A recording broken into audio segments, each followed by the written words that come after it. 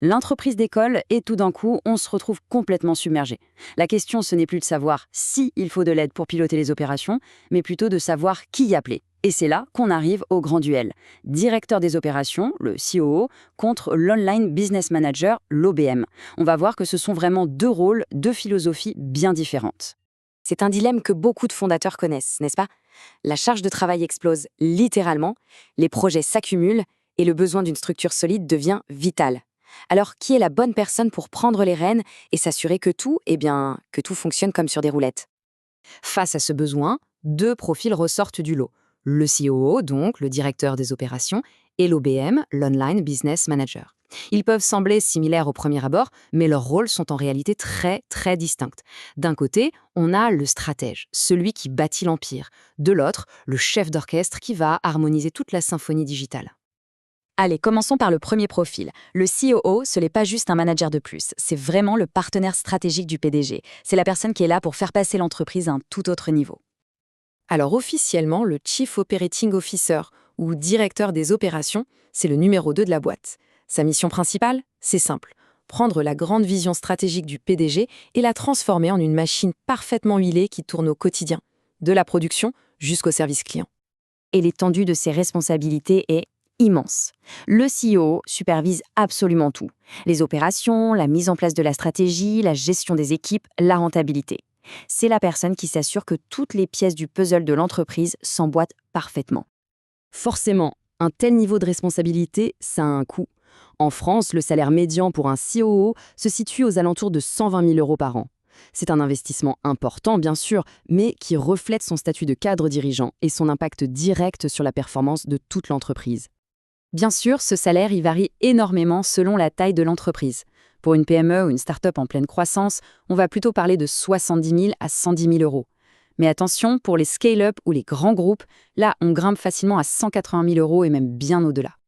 Passons maintenant à la deuxième option. Si le CEO est le bâtisseur d'empire, l'OBM, lui, c'est l'expert tactique du digital. Son terrain de jeu, ce sont les entreprises qui vivent et respirent le numérique.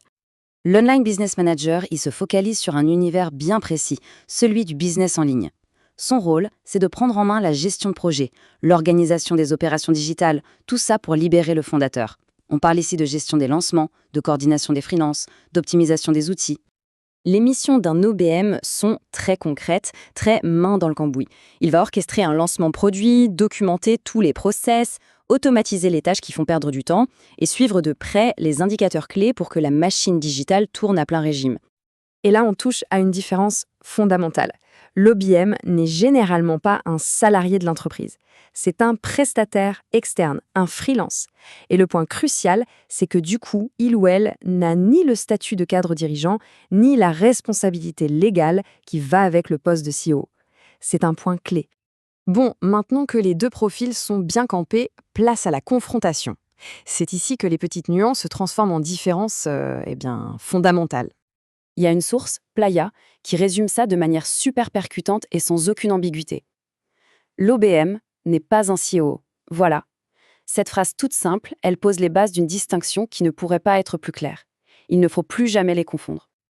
Ce tableau résume tout parfaitement. Regardons ça point par point. D'abord, le statut. Cadre dirigeant pour le CEO, simple prestataire pour l'OBM. Ensuite, le périmètre. Le CEO couvre toute l'entreprise, physique et digitale, alors que l'OBM se concentre uniquement sur le digital. Le niveau de décision. Le CEO est stratégique, alors que l'OBM est opérationnel, il l'exécute. La responsabilité légale, élevée pour le CEO, quasi nulle pour l'OBM.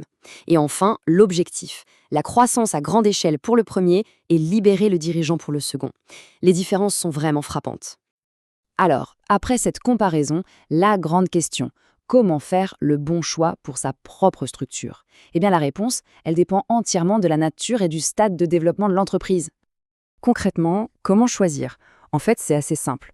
Premier cas de figure, on a une PME bien structurée avec de vrais enjeux de production, de logistique. Là, le besoin pointe clairement vers un CEO, c'est une évidence. Deuxième cas, le business est 100% digital, très entrepreneurial, et le but, c'est surtout de soulager le fondateur. Dans ce cas-là, l'OBM est sans aucun doute le premier bras droit à envisager. Voilà, la distinction est maintenant limpide. Le COO, c'est un bâtisseur d'empire. L'OBM, c'est un chef d'orchestre du digital. La question au final, ce n'est pas de savoir qui est le meilleur, mais plutôt de savoir qui est le bon partenaire pour l'aventure, ici et maintenant. Alors, quelle sera la prochaine étape pour structurer cette croissance ?